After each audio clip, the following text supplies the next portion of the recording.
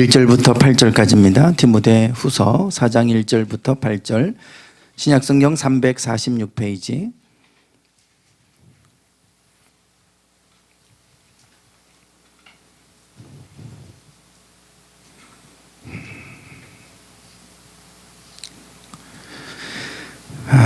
교독하겠습니다. 하나님 앞과 살아있는 자와 죽은 자를 심판하실 그리스도 예수 앞에서 그가 나타나실 것과 그의 나라를 두고 엄히 명하노니, 너는 말씀을 전파하라. 때를 얻든지 못 얻든지 항상 힘쓰라. 범사의 오래 참음과 가르침으로 경책하며 경계하며 권하라. 때가 이르리니 사람이 바른 교훈을 받지 아니하며 귀가 가려워서 자기의 사욕을 따를 스승을 많이 두고 또 그 귀를 진리에서 돌이켜 허탄한 이야기를 따르리라. 그러나 너는 모든 일에 신중하여 고난을 받으며 전도자의 일을 하며 내 직무를 다하라. 전제와 같이 내가 벌써 부어지고 나의 떠날 시각이 가까웠도다.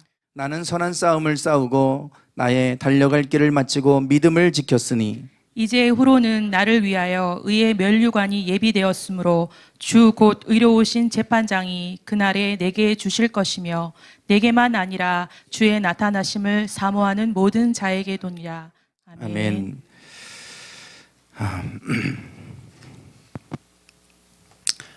지난 주 중에 김종국 성도님께서 전화를 주셨습니다. 친구의 아버지가 말기암으로 중환자실에 계시다고, 그래서 돌아가시기 전에 예수님을 믿고 세례를 받으면 좋겠다, 이렇게 권면을 하셨다고 그럽니다.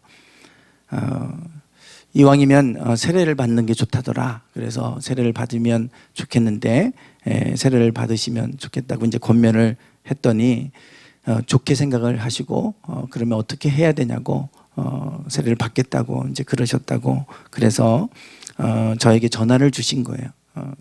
그래서 이제 제가 말씀을 드렸어요. 중환자실에 계시면 세례는 받기는 좀 어려우실 거는 같고 영접 기도를 하시면 된다. 예수님을 영접하고 영접 기도를 하시면 된다고. 세례를 받으시려면 또 세례 교육도 받고 뭐 신앙 고백을 하시고 해야 되는데 중환자실에 계시기 때문에 그렇게는 어려우니까 영접 기도를 하셔도 된다고. 그래서 이제 영접 기도를 하실 수 있도록 이제 하면 좋겠는데, 중대병원에 있으시니까 거기에 교회도 있고 또 전문 사역자들도 계시고 병원마다 병실마다 다니시면서 복음을 전해주시는 전사님들 다 거기 계시니까 병원에 도움을 요청하면 도움을 받으실 수 있을 거라고 이렇게 말씀을 드렸어요. 그렇게 김종우 성도님께서 그렇게 이제 통화를 하셨고 그렇게 하시겠다고 이제 이야기를 하셨다고 저에게 전화를 주셨습니다. 전화를 끊고 나서 제 마음이 얼마나 기쁘던지요. 우리 김종국 성도님께서 한 영혼을 살리는 일에 큰 일을 하셨다. 돌아가시기 전에 주님을 모르고 돌아가시면 영원한 지옥불에서 영원한 죽음 속에 있어야 되는데, 그래도 예수님을 믿고 천국으로 옮겨진다면, 영원한 죽음을 영원한 생명으로 이끌었다면 얼마나 귀한 일을 하신 겁니까? 그래서 참 큰 일을 하셨다, 이렇게 그런 마음이 들었습니다. 우리가 TV를 보다 보면 그 광고 중에 NGO 단체에서 아프리카에 그 고통당하고 있는 어린 아이들이나 사람들의 그런 모습을 보여줍니다. 그런 정말 먹을 것이 없어서 고통 중에서 삐짝 마른 모습으로 있는 모습들, 그리고 마실 물이 없어서 아주 더러운 물을 먹고 있는 그러한 모습들, 그것 때문에 여러 가지 질병에 시달리는 그러한 정말 너무나 안 좋은 상황 속에 살아가는 그들에게 한 달에 3만 원이면 그들을 도울 수 있다, 또 그들을 살릴 수 있다라고 하는 그러한 이제 광고가 나오는 것을 보게 됩니다. 그런 모습을 보면 참 마음이 아파요. 3만 원, 우리에게는 아무것도 아닌 건데 그들에게는 한 달을 살 수 있게 하는 생명의 돈이 되니까 3만 원이 한 사람의 생명을 살릴 수 있다. 얼마나 귀한 일이겠어요. 그렇게 해서 우리가 그들의 생명을 우리가 구원하는데 우리가 돈을 지출하고 쓰는 것 참 귀한 것입니다. 그런데 그보다 더 귀한 것은 그들의 영혼을 구원하는 일이죠. 그들에게 영원한 생명을 줄 수 있고 죽어서도 영원히 죽지 않고 하나님 나라에서 영원히 살 수 있다면, 그렇게 우리가 영원한 지옥불에서 고통 중에 살아가는 이들을 영원한 생명으로 우리가 이끈다면 그보다 더 귀한 것이 어디 있겠습니까? 한 생명에게 죽어가는 일을, 우리가 죽어가는 사람을 살리는 일도 정말 귀한 일인데 영원한 생명을 주는 일에 우리가 쓰임받는다. 정말 귀한 일이죠. 며칠 전에 제가 휴대폰을 쭉 이렇게 보다가 제 휴대폰에 저장된 사진들을 쭉 넘겨보다가 하나의 사진을 우연히 찾았어요.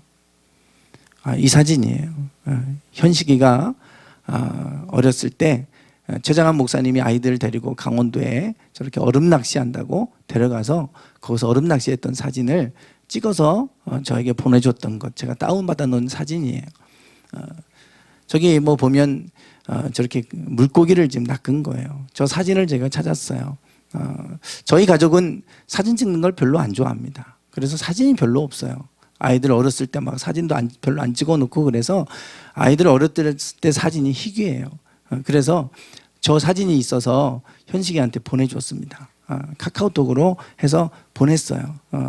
너 어릴 때 사진이니까, 또 어릴 때 좋은 추억이 담긴 사진이니까 저장하라고, 가지고 있으라고, 간직하라고 보냈어요. 물론 그 밑에 아무 메시지도 남기지는 않았습니다.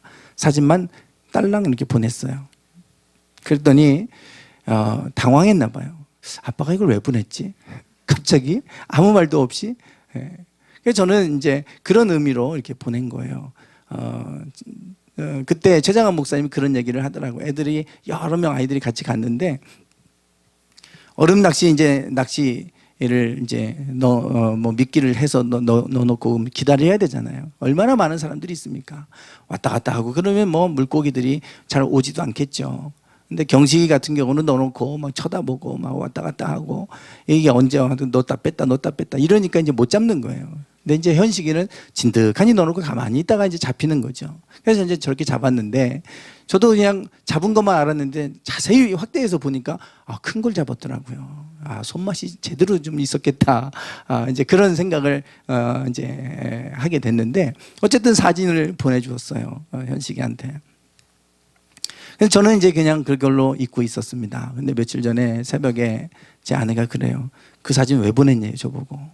새벽기도 마치고 집으로 이제 차 타고 가는데 그 사진 왜 보냈냐고, 현식이가 아주 당황했다고. 저걸 왜 보냈는지 모르겠다고 아빠가.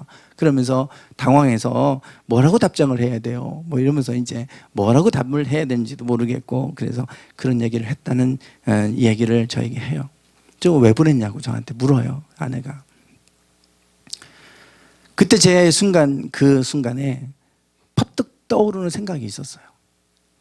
그래서 제가 이렇게 얘기했습니다. 뭘 왜 보내? 사랑 남는 어부가 되라고 보냈지. 그렇게 보낸 거예요. 그런 얘기를 했어요, 제가. 퍼뜩 그 생각이 떠오르는 거예요. 그런 의도로 제가 보낸 건 아닌데 그냥 추억 간직하라고 보냈는데 새벽에 묻는 거예요. 근데 갑자기 그 생각이 탁 떠올라서 사람 낚는 어부가 되라고 보냈지 뭐. 그랬더니 뭐 박장대소하고 웃었어요. 계속해서 어릴 때부터 현식이한테 너는 목사가 되라고 수도 없이 얘기를 했고 신학을 해라. 그렇게 했기 때문에 이게 맞는, 사랑하는 어부가 되라는 이거하고 너무 맞는 거예요. 예수님이 그 그물을 던지고 물고기를 낚는 제자들을 향해서 사랑 낳는 어부가 되라고 말씀하셨잖아요. 하나님이 그 생각을 나에게 떠오르게 하셔서 저도 야, 이거 기발하다. 어떻게 그런 말이 나왔을까? 저도 놀랐어요. 저도. 그건 본인이 택할 문제지만. 그래서 이제 그 며칠 전에 그런 일이 있었어요. 설교를 준비하다가 한 장면이 제게 떠올랐습니다. 경식이가 중학교 때 그때 학교 담임 선생님이 저한테 요청을 한 게 있었어요. 아이들 직업 교육을 할 때 다양한 학부모들이 직업을 갖고 있으니까 아이들에게 직업을 소개해주는 그 직업이 어떤 직업이고 무슨 일을 하는 건지 이런 거를 소개해주는 이제 그러한 시간인데, 대개 학부모들이 시간을 못 내니까 저한테 좀 요청을 한 거예요. 목사님이 좀 와서 해주시면 안 되겠냐. 그래서 경식이는 아이들이 자기가 목사님 아들인 거 모르니까 안 왔으면 좋겠다고 그러는데 제가 가겠다고. 그리고 저는 갔어요. 가서 제가 갔던 이유는 단 하나입니다. 아이들이 목사가 무슨 일을 하는지 잘못 알고 있는 게 너무 많은 거예요. 헌금은 다 목사가 가져가는 줄 알고 있고, 그리고 교회는 이게 어떤 곳인지 자꾸만 부정적인 이미지만 강해서, 그래서 아이들의 생각을 좀 바로 잡아줘야 되겠다. 목사가 어떤 일을 하는지, 목사가 얼마나 귀한 일을 하고 보람 있는 일을 하는지, 낙심하고 절망한 이들에게 소망을 주고, 그래서 그 소망을 가지고 힘있게 살아갈 수 있도록 하는 그런 역할들을 하는 것들을 전해줘야 되겠다. 그러면서 이제 제가 그래서 가겠다고 하고 다녀왔었어요. 그리고 나서 경식이가 이제 고등학교 진학한 다음에, 그리고 나서 또 선생님한테 문자가 온 거예요. 이렇게 직업교육이 있는데 학부모 중에 그 직업을 소개해 주시고 이렇게 전해 줄 수 있는 분이 있으면 자원을 좀 해달라고. 지원을 받는 거예요, 지원을. 그 순간에 제가 그 문자를 받고 이제 고민을 하는 거예요. 그냥 다른 날 같았으면 그냥 쓱 지나갔을 거예요. 내가 아니어도 다른 사람들이 많으니까 와서 하겠지. 그런데 그 문자를 받고 나서 이건 내가 가야 될 문제 같다. 또 내가 가서 거기 아이들에게도 목사와 교회에 대해서 얘기를 좀 해줘야 되겠다. 이런 마음이 들었어요. 물론 아이들이 다양한 직업을 좀 알기를 원하니까 이제 그런 프로그램을 마련한 건데, 그 아이들이 무슨 목사에 관심이 있겠어요. 정말 아이들이 직업을 선택하는데 도움을 주려고 하는 프로그램이니까 사실은 제가 필요한 거 아니에요. 근데 제가 선생님에게 답장을 보냈으면 제가 가겠다고, 제가 하겠다고. 근데 담임 선생님이 답장이 없어요.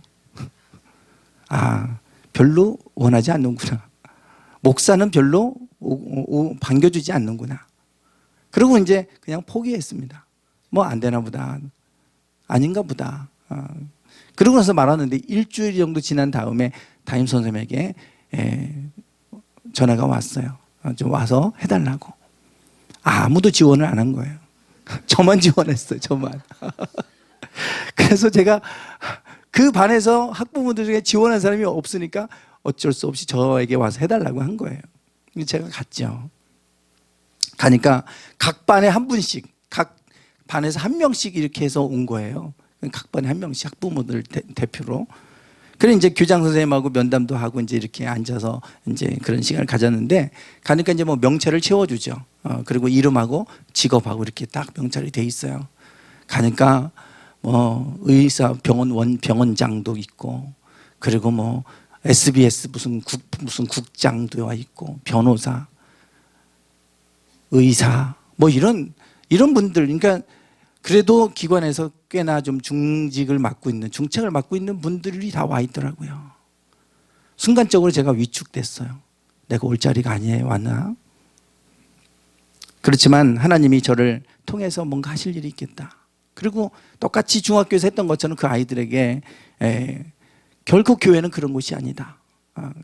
그러한 것들을 제가 전해주고 그렇게 하고 왔어요. 이 장면의 설교를 준비하는 동안에 하나님이 떠오르게 하셨어요.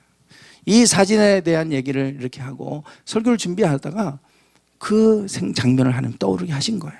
그러면서 하나님이 저에게 그 마음 주세요. 그때 네가 순종해줘서 고맙다.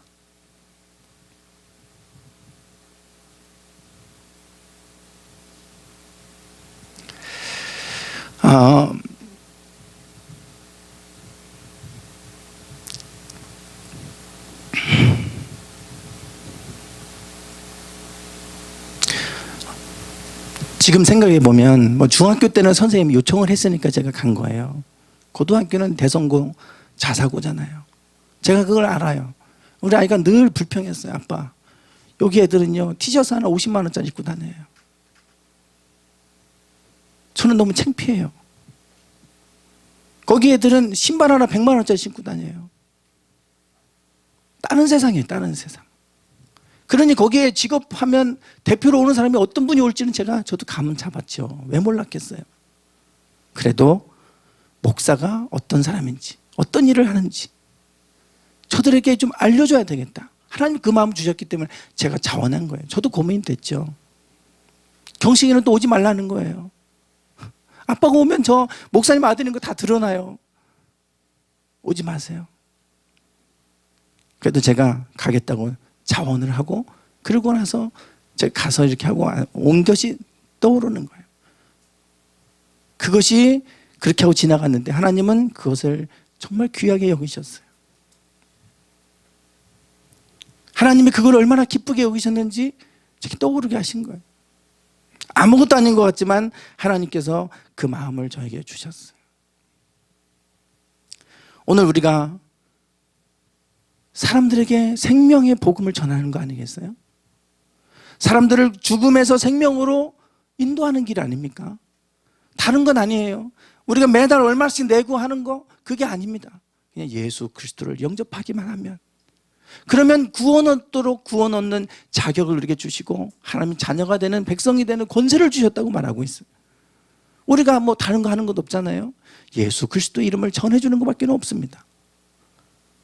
그게 우리가 별것도 아닌 일인데, 그런데 사실은 우리가 그걸 너무 부끄러워할 때가 많이 있고, 그걸 그렇게 귀한 것인 줄 우리가 모르고 살아갈 때가 얼마나 많아요.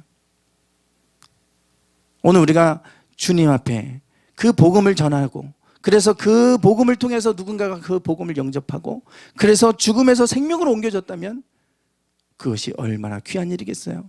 오늘 우리가 복음 전하는 것 부끄러워하지 않기 원합니다. 그것이 얼마나 하나님 앞에서 귀한 일인지 우리가 그걸 알기를 원합니다. 그래서 오늘 제목에 보면 오늘 말씀도 때를 얻든지 못 얻든지 항상 힘쓰라. 뭘 힘쓰라고 그럽니까? 오늘 본문 말씀을 좀 보시죠. 본문 말씀에 보시면 이 디모데후서는 사도 바울이 전도를 다니면서 수없이 매를 맞았고 감옥에 죽을 위기에 처해 있던 그런 어려운 일이 얼마나 많았어요. 그런데 그 수많은 그런 위기 속에서도 끝까지 그가 했던 것은 복음 전하는 일이었습니다. 복음 전해주는 거예요. 그거 전하기 위해서 매도 맞았고, 그것 때문에 감옥에도 갇히고 수도 없이 그랬어요. 4차 전도 여행을 하다가 잡혀서 로마의 감옥에 갇히고, 그리고 마지막 참수당함으로 생명을 이제 세상을 떠나게 됩니다. 모든 걸 다 마치는 거예요. 그런데 그때 그동안에는 하나님이 계속해서 해야 될 일이 있으니까 꺼집어내시고 또 살려주시고 그렇게 했는데, 이제는 내 일은 여기까지인가 보다. 그거를 본인이 직감적으로 알았어요. 그래서 이 디모데 후서는 그가 아들처럼 여기는 제자 디모데에게 보내는 마지막 유언과 같은 말씀이에요. 마지막 편지입니다. 마지막. 그래서 전에는 교회들에게 보내는 편지를 썼다면, 너희들의 교회가 이렇게 세워져야 된다, 은혜 가운데 이런 교회가 세워져야 된다, 너희들에게 교회 안에 분란이 있다는 걸 내가 듣는데 그러면 안 된다, 사랑해야 된다, 뭐 등등 뭐 그런 편지들을 썼다면, 마지막에는 아들 디모데에게 유언처럼 남기는 거예요. 너는 이렇게 이렇게 해라 라고 하는 유언과 같은 메시지를 편지로 이렇게 남기고 있는데, 이 디모데후서 4장 6절에 이렇게 말합니다. 전제와 같이 내가 벌써 부어지고 나의 떠날 시각이 가까웠도다. 내가 이제 떠날 시각이 가까웠다. 죽을 시간이 다가왔다는 거예요. 그래서 7절과 8절 이렇게 말씀합니다. 우리가 잘 아는 말씀이죠. 같이 한번 이 7절과 8절 말씀 한번 읽어보겠습니다. 시작. 나는 선한 싸움을 싸우고 나의 달려갈 길을 임을 지켰으니 이제 후로는 나를 위하여 의의 면류관이 예비되었으므로 주 곧 의로우신 재판장이 그날에 내게 주실 것이며 내게만 아니라 주의 나타나심을 사모하는 모든 자에게도니라. 아멘. 내가 떠날 시각이 가까웠다. 내가 이제는 죽을 날이 다가왔다. 하나님께 갈 시간이 가까이 와 있다. 그리고서 뭐라고 하냐면, 내가 선한 싸움을 싸우고 달려갈 길을 마치고 믿음을 지켰다, 이렇게 얘기합니다. 내가 이제 이 믿음을 지키기 위해서 선한 싸움을 싸우고 달려갈 길을 이제 내가 마치게 됐다 하는 거예요. 그래서 이제 후로는 나를 위하여 의의 면류관이 예배되었다, 이렇게 그가 당당하게 얘기합니다. 죽음 앞에서 벌벌 떠는 게 아니고, 이제는 내가 모든 걸 다 마쳤다. 이제는 내가 주님 앞에 가는데 의의 면류관이 나에게 예비되어 있다. 그러면서 이거를 당당하게 얘기하는 거예요. 죽음 앞에서 내가 이제는 죽게 됐다 하면서 그 힘든 얘기, 이런 마음 아픈 얘기를 하는 게 아니라 이제는 내가 하나님 앞에 가서 받아야 될 의의 면류관이 내게 준비되어 있다. 이거를 지금 당당하게 얘기하고 있어요. 그러면서 뭐라고 얘기하냐면 주곧 의로우신 재판장이 그날에 내게 주실 것이고 내게만 아니라 주의 나타나심을 사모하는 모든 자에게도니라. 주의 나타나심을 사모하는 모든 자에게 의의 면류관이 예비되어 있다. 이렇게 말합니다. 여러분, 이 말씀을 읽을 때 지금 왜 이 말을 하고 있다고 생각하세요? 여기서 무엇을 강조하고 있는 것 같으세요? 마지막 유언처럼 남기는 말 아닙니까? 여기서 지금 뭘 얘기하려고 하겠어요? 이 얘기를 하겠습니까? 선한 싸움을 싸웠다는 것을 지금 강조하는 걸까요? 아니면 믿음을 지켰다는 것을 강조하는 걸까요? 아니면 의의 면류관이 있다고 하는 것, 그걸 얘기하고자 하는 걸까요? 뭘 강조할 것 같으세요? 이 말씀만 보면 잘 몰라요. 아, 의의 면류관이 예비됐구나. 주의 나타나심을 사모하는 모든 자에게도 의의 면류관이 있다고 그러는 거구나. 의의 면류관에 소망을 가지고 살라는 그런 말씀을 하는 건가? 이렇게 생각할 수도 있죠. 무엇을 지금 얘기하려고 하는 걸까? 그 앞에 우리가 1절부터 8절까지 쭉 읽었습니다. 그 맥락을 봐야 되는데요. 5절입니다. 5절. 같이 한번 읽어보실까요? 5절 시작. 그러나 너는 모든 일에 신중하여 고난을 받으며 전도자의 일을 하며 내 직무를 다하라. 아멘. 아까 4장 6절이 내가 떠날 시각이 가까웠다 그러잖아요. 그 앞에서 뭐라고 하냐면 너는 모든 일에 신중하여 고난을 받으며 전도자의 일을 하며 내 직무를 다해라. 마지막 내가 떠나기 전에 유언처럼 남기는 말은 뭐냐면 너는 전도자 일을 해라. 복음을 전하는 일에 고난도 받아라. 그리고 그 일의 직무에 최선을 다해라. 이렇게 마지막으로 권면하고 있습니다. 이렇게 살아가는 너희들에게는 의의 면류관이, 내게도 있지만 너희들에게도 의의 면류관이 예비되어 있을 것이다. 그러니 너희는 이렇게 살아라. 이거 얘기하고 있는 거예요. 이렇게 살아가고 그 복음을 전하면 복음을 받아들인 모든 자에게는 의의 면류관이 예비된다. 모든 자를 얘기하는 거예요. 모든 자. 그래서 이 전도자의 일을 하라 그럽니다. 2절도 보세요. 2절도 한번 읽어볼까요? 시작. 너는 말씀을 전파하라. 때를 얻든지 못 얻든지 항상 힘쓰라. 범사의 오래 참음과 가르침으로 경책하며 경계하며 권하라. 아멘. 2절에서도 말씀하죠. 말씀을 전파해라 그랬어요. 그런데 때를 얻든지 못 얻든지 어느 때든지 항상 이것을 힘써라. 때가 됐다고 해서 전하지 말고 때가 안 됐어도 전하고 어느 때든지 항상 너희는 이 하나님의 말씀을 전하는 일에 힘써라. 전파하는 일에 힘써라. 때로는 그것이 힘드니까 오래 참음으로, 그 가르침으로, 때로는 경책, 책망하고, 때로는 경계, 사람들이 잘못된 길로 가지 않도록 경계하도 하고, 그렇게 권하기도 하고, 여러 가지 방법으로 하나님의 말씀을 전파하라는 거예요. 결국 이 얘기하려고 하는 겁니다. 마지막으로 사도 바울이 내가 떠날 시간이 가까웠다. 그리고 마지막으로 당부하는 유언과 같은 말씀은 너는 전도자 일을 하고 말씀을 항상 전파하는 데 힘써라. 나도 그렇게 살았고 나에게 의의 면류관이 예비된 것처럼 너희도 그렇게 살아갈 때 의의 면류관이 예비되어 있을 것이다. 그리고 그렇게 하는 이유는 복음을 받아들이고 살아가는 모든 이들에게 의의 면류관이 준비가 되기 때문에 너는 말씀을 전파하는 데 힘써라. 이렇게 권면하고 말씀하고 있어요. 왜 때를 얻든지 못 얻든지 항상 힘쓰라고 그러냐? 그냥 어느 때만 하는 게 아니라 어느 때든지 항상 이 말씀을 전파하라고 지금 얘기하고 있어요. 그 이유가 3절에 나와 있습니다. 때가 이르리니 사람이 바른 교훈을 받지 아니하며 귀가 가려워서 자기의 사욕을 따를 스승을 많이 두고 또 그 귀를 진리에서 돌이켜 허탄한 이야기를 따르리라. 그 때가 되면, 주님 오실 때가 되면 사람들이 귀가 가려워져서 진리를 말해도 진리가 귀에 들리지 않을 것이다. 그리고 자기의 사욕, 자기의 욕심을 따를 스승들을 많이 두고 그들을 따라가게 될 것이다. 그리고 헛된 이야기, 진리를 거슬려서 진리에서 돌아서서 헛된 이야기, 허탄한 이야기, 허망한 이야기를 따르게 될 것이다. 그런 시대가 올 건데 그때는 말씀을 전해도 말씀이 전파되지 않는 때가 올 거다. 그때가 오기 전에 때를 얻든지 못 얻든지 항상 말씀을 전하는 데 힘써라.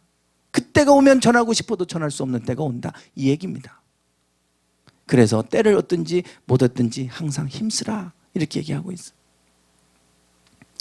오늘 우리가 사람이 정해진 시간이 있다면 얼마나 좋겠어요. 내가 하나님 앞에 갈 시간이 정해져 있으면 얼마나 좋겠습니까? 그러나 그때가 언제 올지 아무도 몰라요. 그날이 언제 올지 몰라요. 갑작스럽게 병원 가서 건강검진 받다가 암이 나올지 뭐가 나올지 어떻게 합니까? 아까도 아침에 제 아내가 그래, 허지용인가요? 무슨 암, 그래서 항암 치료하고 뭐 해가지고 암 치료가 이제 뭐 완치가 됐다고 그러는데 이제 문제는 재발이 안 돼야 되는 거잖아요. 그리고 나서 자기가 많이 바뀌었다고. 좀 성깔이 있어 보였잖아요, 얼굴에. 화도 누르고 많이 자기가 바뀌었다고. 얼마나 깔끔한지, 뭐 청소기가 집에 뭐 몇 개요? 뭐 10개인가 뭔가. 뭐 하나 떨어진 걸 못 보고. 그런 성격이었잖아요. 그러니 결혼도 못하고, 결혼도 해봐야 힘들고 이혼했는지. 근데 결혼하고 싶다고 많이 생각이 바뀐 거예요. 자기가 오랫동안 살고 자기 마음대로 살 수 있을 것 같지만 다 그런 일을 만나보면 아, 내가 이제 살 날이 얼마 안 남았다. 그러면 우리가 그렇게 함부로 살 수가 없어요.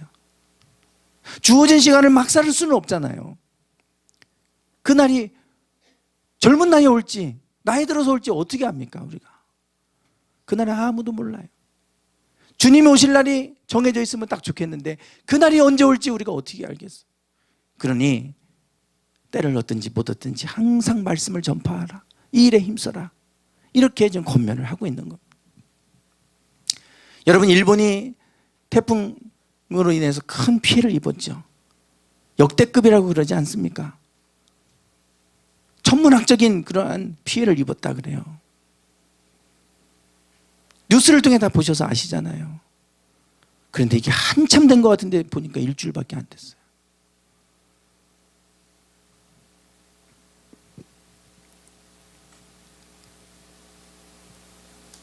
한번 저렇게 폭우가 오는데요, 1년 동안 올 거에 3분의 1이 이틀 만에 왔다는 거 아니에요. 그 1년 내에 올 거에 3분의 1이, 그 많은 양이 이틀 만에 쏟아부으면 다 잠기죠. 우리나라도 마찬가지입니다. 하천의 하수구가 이걸 뭐 감당해낼 수가 없잖아요. 일본의 전국에 59개 강이 있대요. 그런데 거기에 90개의 하천 제방이 있는데 거기에서 142개의 하천이 범람했다 그럽니다. 그리고 주택은 3만 3천 채 이상이 침수됐고 1,700채가량은 완전히 파괴됐다, 이렇게 추산이 된다는 거예요. 심지어는 일본에 있는 작은 하나 섬이 통째로 없어져 버렸어요. 태풍에 그냥 다 날아가 버렸어요. 얼마나 강력했는지를 보여주는 그런 모습이에요.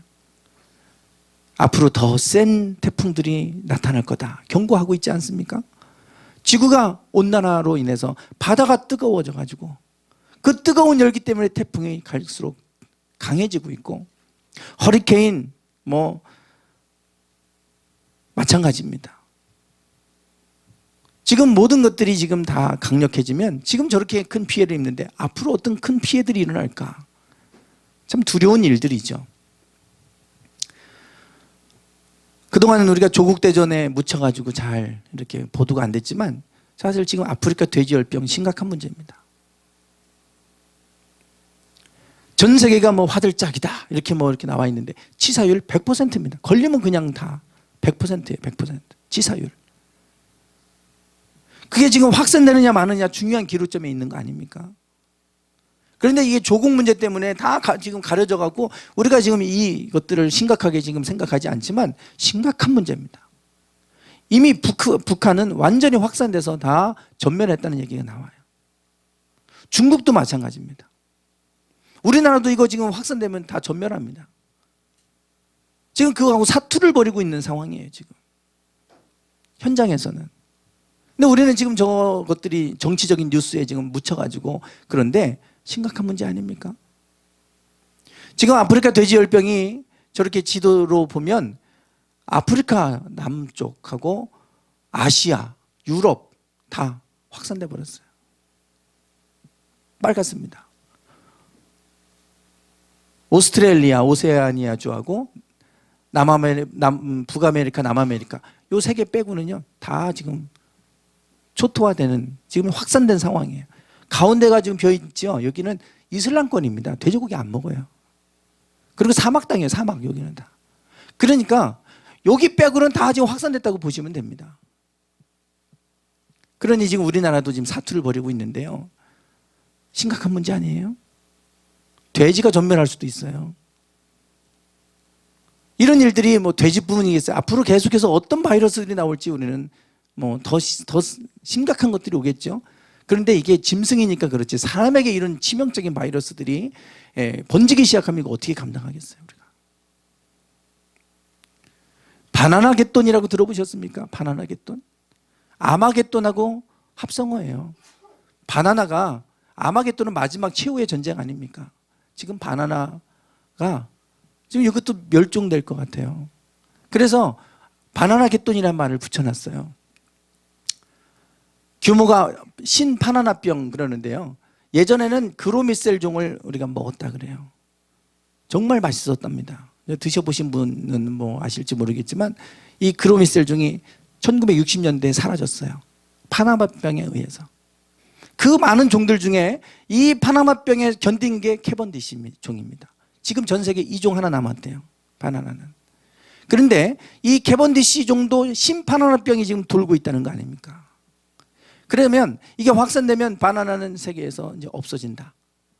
그럼 바나나 못 먹는 세상에 올 수 있다. 그래서 바나나 갯돈이다. 지금 바나나가 살아남을 거냐, 멸종될 거냐, 뭐 이거 가지고 지금 치열한 싸움을 하고 있고 학자들이 그거에 대해서 연구하고 지금 그런다는 거 아니에요? 그래서 바나나 갯돈이라고. 지금 동물이든 식물이든 지구든 뭐 모든 영역에서 지금 이와 같은 일들이 일어나고 있잖아요. 그러니 앞으로 그런 날이 온다면 사람들은 더 갈수록 악해질 거고요. 그때가 가서 복음을 전한다고 해도 복음은 전파되지 않습니다. 그래서 사도 바울은 말씀하고 있어요. 디모데에게 편지하기를 때를 얻든지 못 얻든지 항상 말씀을 전파하는 데 힘써라. 때가 악하다. 세월을 아껴라. 성경에서 얼마나 많이 말씀합니까? 그날이 언제 올지는 모르지만 그날이 오기 전에 우리가 시간 나는 대로 우리는 주님의 복음을 전하는 것이 우리의 전도자의 사명인 줄 믿습니다. 우리가 심어야 뭐 열매를 거둘 거 아니겠어요? 하나님이 한 영혼을 천하보다 귀하게 여기시고 구원하기를 원하시는데 우리가 주님을 전하는 걸 부끄러워하지 아니하고 입을 열어서 주님을 전하고 그러면 그 가운데서도 주님을 영접하는 이들이 있을 거예요. 그래서 한 영혼을 우리가 구원한다면 그보다 우리가 더 귀한 일이 어디에 있겠습니까? 오늘 우리가 이 일에 힘쓰기를 원합니다. 때를 얻든지 못 얻든지 우리의 입을 통해서 우리가 구원받았으니 구원의 주 예수 그리스도를 증거하는데 우리가 힘써가기를 주님의 이름으로 축원합니다. 기도하겠습니다.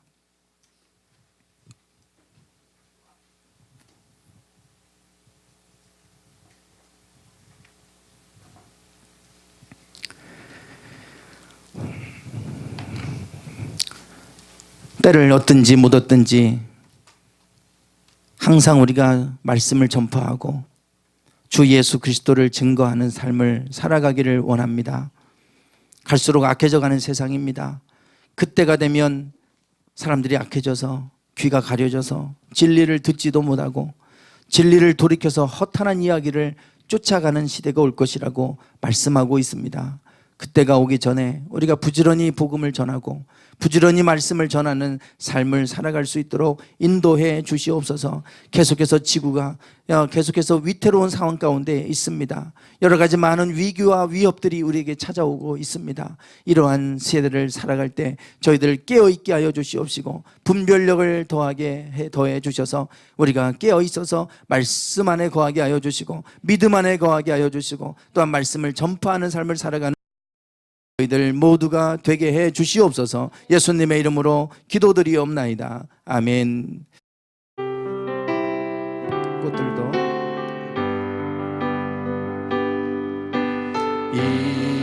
이곳에 생명샘 솟아나 눈물 골짜 쫙 지나갈 때에 머잖아 열매 맺히고 웃음소리 넘쳐나리라. 다시 한번 이곳에 생명샘 솟아나 눈물 고짝 지나갈 때에 머잖아 열매 맺히고 웃음소리 넘쳐나리라. 꽃들도 구름도 바람도 넓은 바다도 찬양하라 찬양하라 예수를. 하늘을 울리며 노래해 나의 영혼아.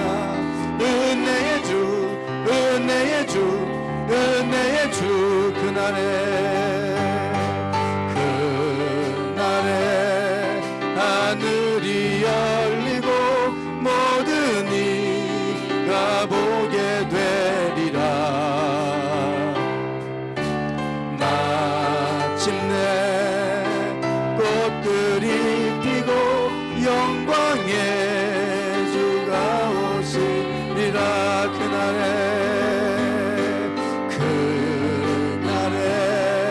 하늘이 열리고 모든 이가 보게 되리라.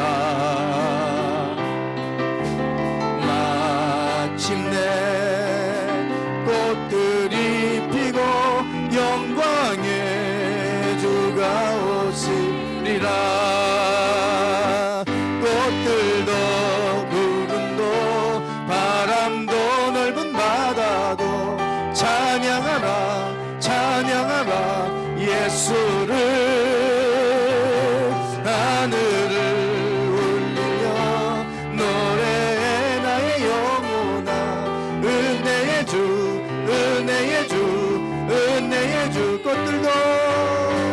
꽃들도 구름도 바람도 넓은 바다도 찬양하라 찬양하라 예수를.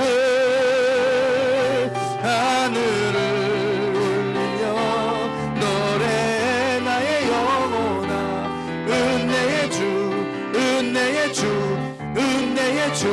꽃들도 구름도 바람도 넓은 바다도 찬양하라 찬양하라 예수를. 하늘을 울리며 노래해 나의 영혼아.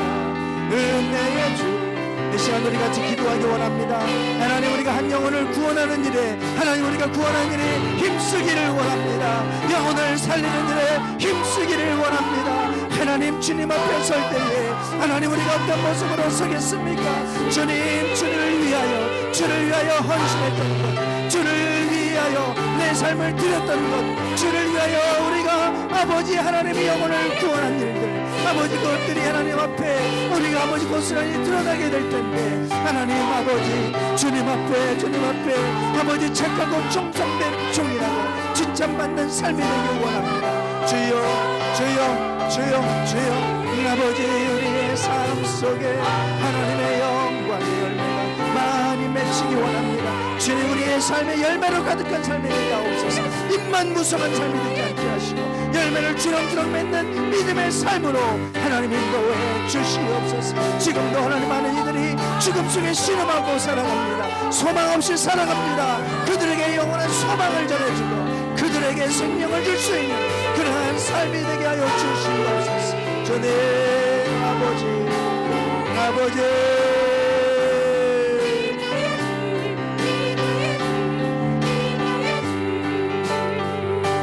꽃들도 구름도 바람도 넓은 바다도 찬양하라 예수를. 하늘을 울리며 노래해 나의 영혼아. 은혜의 주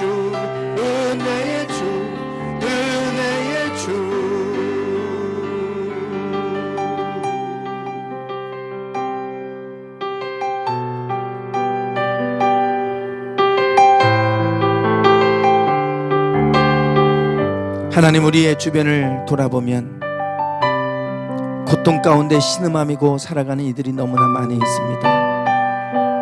그들을 외면하지 않게 하시고 그들에게 영원한 소망이 되신 예수 그리스도, 우리 주 하나님을 증거하고 그로 말미암아 그들이 소망 가운데 일어날 수 있도록 격려하며 힘을 줄 수 있는 저희들의 삶이 되기 원합니다. 주님, 우리에게 이 기쁜 소식 복음을 주셨사오니 이 기쁜 소식을 우리도 함께 나누게 하여 주시고 복음의 씨앗을 뿌리게 하여 주셔서 그로 말미암아 많은 열매들이 맺혀져 가게 해 주시옵소서. 주님 앞에 설 때에 주를 위해서 우리가 어떤 삶을 살았는지 다 드러나게 될 것입니다. 주님 앞에 부끄럽지 않은 모습으로 서기 원합니다. 그날이 가까이 오고 있음을 우리는 봅니다. 하나님, 막혀져가는 세상 속에서 하나님, 우리가 이 기쁜 소식 복음을 전함으로 죽음에서 생명으로 옮기게 하는데 쓰임받는 저희들 모두가 되게 해 주시옵소서.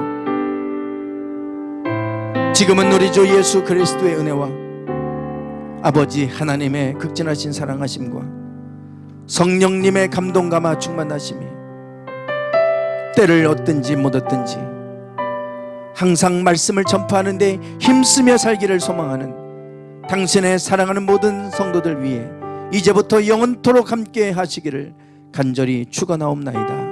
아멘.